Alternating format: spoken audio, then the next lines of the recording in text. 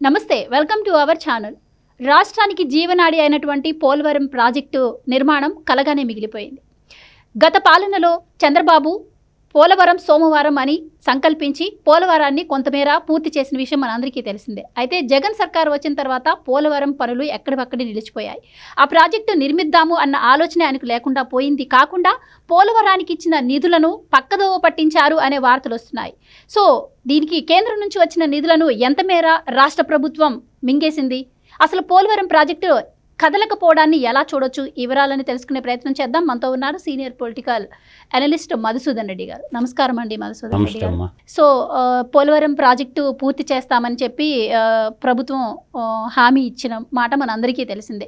కానీ పోలవరం పనులు అసలు స్టార్ట్ చేసిందే లేదు. చేయకపోగా ఇప్పుడు కొత్తగా బయటకు వచ్చిన విషయం ఏంటి అంటే కేంద్ర ప్రభుత్వం నుంచి వచ్చిన నిధులను రాష్ట్ర ప్రభుత్వం కొల్లగొట్టింది అంటున్నారు. సో మీరేం చెప్తారు? నేను చెప్పేది ఏంటంటే ఒక సినిమా డైలాగ్ ఉండమ్మా, పోలవరం డ్యామ్ అయ్యేది లేదు, నా కొడుకు పెళ్ళి అయ్యేది లేదని. ఎప్పుడన్నా డైలాగా ఏదో ఒక సినిమాలో ఇప్పుడు నేను చూశాను. ఈ పోలవరం డ్యామ్ అనేది మనకి ఒక తెలుగు ప్రజలకే కాదు, the life line of south India. చాలామందికి తెలియదు. దక్షిణ భారతదేశం యొక్క జీవనాడి. ఈరోజు కర్ణాటక బెంగళూరు టౌన్లో తాగటానికి నీళ్ళు లేవు. బెంగళూరు మెట్రోపాలిటన్ సిటీలో తాగటానికి నీళ్ళు లేవు. పోలవరం గాన్ని నిర్మాణం చేసుకుంటే దక్షిణాది రాష్ట్రాలన్నిటికీ వరప్రదాయనిగా మారిపోద్ది.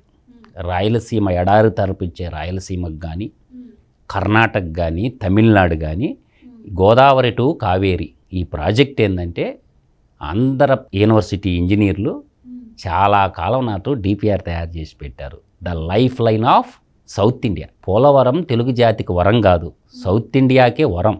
కాబట్టి దీన్ని జాతీయ ప్రాజెక్టుగా మనకి ఎప్పుడు ప్రకటించారు? మనకి తెలంగాణ అని ఆంధ్రప్రదేశ్ని ఎడగొడుతున్నప్పుడు ఒక జాతీయ ప్రాజెక్టుగా దీన్ని ఇచ్చారు. ఆ పోలవరం ప్రాజెక్టు మొత్తం కూడా కేంద్ర ప్రభుత్వమే నిర్మాణం చేసి మనకి ఇవ్వాలి.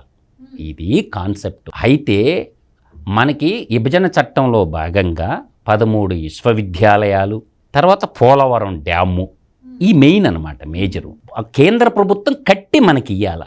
అప్పట్లో చంద్రబాబు నాయుడు ఏం చేశాడంటే జాతీయవ్యాప్తంగా కేంద్రంలో ప్రభుత్వం మనకి చూసుకోలేదు, మన సొంత ప్రాజెక్టు కాబట్టి మనం నిర్మించుకుంటే బాగా నిర్మించుకుంటామని చెప్పి కేంద్ర ప్రభుత్వాన్ని రిక్వెస్ట్ చేసి ఆ పనిని తీసుకున్నాడు. చంద్రబాబు నాయుడు గారు తీసుకున్నాడు. అయితే మనం ఖర్చు పెడితే ఆ యూటిలైజేషన్ సర్టిఫికేట్లు వాళ్ళకి పంపిస్తే కేంద్ర ప్రభుత్వానికి, వాళ్ళు ఏం చేస్తారని మనకు డబ్బులు రీఫండ్ చేస్తారు. ఈ పద్ధతి జరుగుతున్నదన్నమాట. దాదాపుగా పోలవరం డ్యాముని అంటే ఇక్కడ చాలామందికి పోలవరం అంటే ఏదో చిన్న ప్రాజెక్ట్ అనుకుంటారు. గోదావరి నది మీద 6 నెలలు మాత్రమే పనిచేయగలరు, 6 నెలలు పని చేయలేరు. వరద ఫ్లడ్ వస్తుంది మనకి. జూను జూలై వచ్చింది ఏంటంటే డిసెంబర్ దాకా ఫ్లడ్ విపరీతంగా వస్తుంది, వర్కులు జరగవు. కాబట్టి ఈ పోలవరాన్ని ఈరోజు నేను చెప్తున్నాను, ఇంకొక 5 ఏళ్ళకు కూడా పోలవరం డ్యామ్ కంప్లీట్ కాదు. రాసి పెట్టుకోండి. ఎందుకంటే భూసేకరణ అని ఉంటుందమ్మా. ఈ భూసేకరణ పునరావాసం అంటే డ్యాములో మునిగిపోతుండే మండలాలు ఉన్నాయి చూసారా, వాళ్ళందరికీ ఇళ్ళు కట్టించాల, ఆ భూమికి డబ్బులు కట్టించాల. అప్పుడు మాత్రమే డ్యాములో నీళ్లు నిలబెట్టగలం. ఒక డ్యాము నిర్మాణం అయినాక కూడా నీళ్ళు నిలబెట్టలేవు తల్లి నువ్వు. భూసేకరణ పునరావాసం ఇప్పటి వరకు అయింది ఎంత చెప్పనా? 22.36%. మేజర్ ఇదేనమ్మా ఖర్చు అయ్యేది. డ్యాముకి చాలా తక్కువ అవుద్ది ఖర్చు. ఇప్పుడు పవర్ ప్లాంట్ శరవేగంగా కడుతున్నారు, అయిపోద్ది. డ్యాము కట్టుకుంటావు, అయిపోద్ది. ఈ భూసేకరణ అంటే దాంట్లో మునిగిపోయేటటువంటి వాళ్ళందరికీ, పోలవరం డ్యాములో మునిగిపోయే 8 మండలాల ప్రజలకి ఇళ్ళు కట్టినా, వాళ్ళకి తీసుకొచ్చి ఊళ్ళు కట్టినా నీళ్ళెట్ట నిలబెడతావు నువ్వు? డ్యాము కట్టుకుని ఏం చేసుకుంటావు? చెక్క భజన చేసుకుంటా. భూసేకరణ పునరావాసం అయినటువంటిది ఇదే మనకి ఇండికేషన్. 22.36% అయింది. అంటే దాదాపుగా మనకి ఎంత? మీరు చెప్పేది పోలవరం డ్యామ్ పూర్తి అవ్వడమా లేకపోతే పునరావాసం? భూసేకరణ పునరావాసం కాకుండా నీళ్ళు ఎలా నిలబెడతావమ్మా? డ్యాము కట్టుకొని ఏం చేసుకుంటావు నువ్వు? 22% పూర్తయింది అంటున్నారు కదా. 22.36% అయింది. దాదాపుగా మనకి ఎంత మిగిలింది? 77.64% ఇంకా కావాలా? అంటే ప్రజల్ని ముంచేస్తావా? చట్టాలు ఒప్పుకుంటాయా వాళ్ళకి పునరావాసం కల్పించి వాళ్ళకి ఇల్లు కల్పించి వాళ్ళని బయటికి పంపించి, అంటే భూసేకరణ అంటే వాళ్ళు పట్టా భూములు ఉంటాయి కదమ్మా, దానికి డబ్బులు ఇవ్వాలిగా. డబ్బులు ఇవ్వకుండానే వాళ్ళు గ్రామాలు వదిలిపెట్టిపోతారా? అందువల్ల ఏంటంటే పోలవరం డ్యామ్ అనేది ఇంకొక 5 ఏళ్లకు కూడా కాదు, రాసి పెట్టుకోండి ఎవరు ముఖ్యమంత్రి అయినా. తర్వాత ఏం జరిగిందంటే ఈ పోలవరానికి జగన్మోహన్ రెడ్డి ముఖ్యమంత్రి అయిన తర్వాత 8,240 కోట్లు కేంద్ర ప్రభుత్వం ఇస్తే దాంట్లో రాష్ట్ర ప్రభుత్వం 5,825 కోట్లు మాత్రమే ఖర్చు చేసింది. మిగతా డబ్బు ఏమైపోయింది? కేంద్ర ప్రభుత్వం ఈటానికేమి ఇచ్చింది? ఎంత? 8,240 కోట్లు. దాంట్లో రాష్ట్ర ప్రభుత్వం ఎంత ఖర్చు పెట్టింది? 5,825 కోట్లు రాష్ట్ర ప్రభుత్వం ఖర్చు పెట్టింది. అంటే ఈ డబ్బులు ఎక్కడికి పోయినాయి? రిమైనింగ్ డబ్బులు రాష్ట్రంలో జగన్మోహన్ రెడ్డి దారి మళ్ళీ ఇచ్చిండు వివిధ సంక్షేమ పథకాలకి. కాబట్టి దీని మీద యాక్షన్ ఎవరు తీసుకోవాలా? పోలవరం పీపీఐ అని ఉంటారు కదా, పోలవరం ప్రాజెక్ట్ అథారిటీ కళ్ళు మూసుకొని ఉందా ఇంజనీర్లా?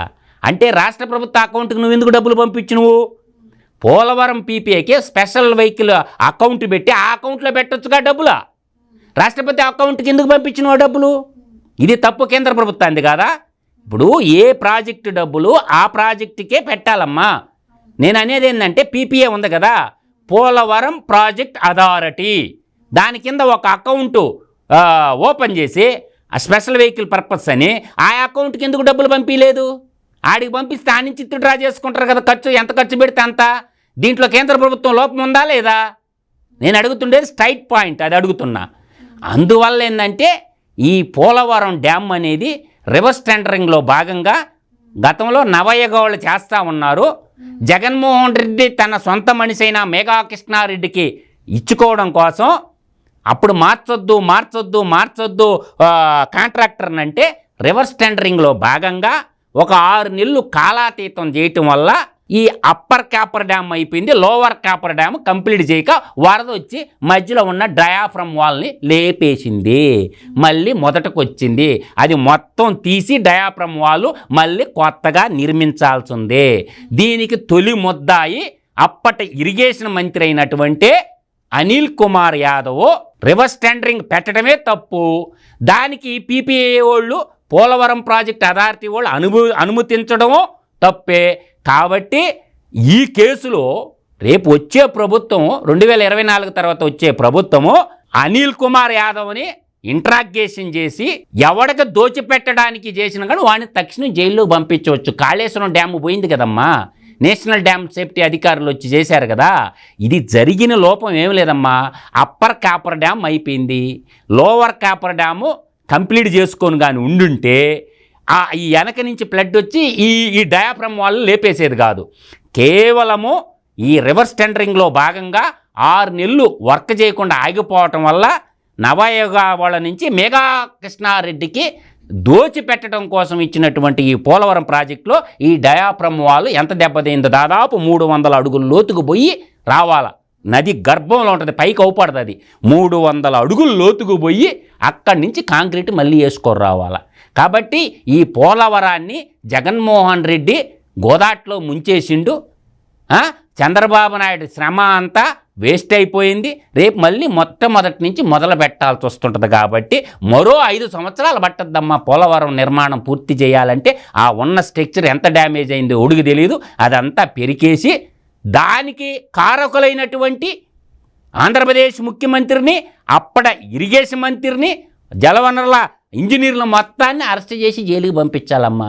విజిలెన్స్ ఎంక్వైరీ చేయించి వీళ్ళు చేసిన నిర్వాహకానికి అది బలైపోయింది. కాబట్టి ఆ డబ్బులన్నీ వాళ్ళ ద్వారా రికవరీ చేయాలంటే ఎట్టవద్దమ్మా, కుదరదు కదా.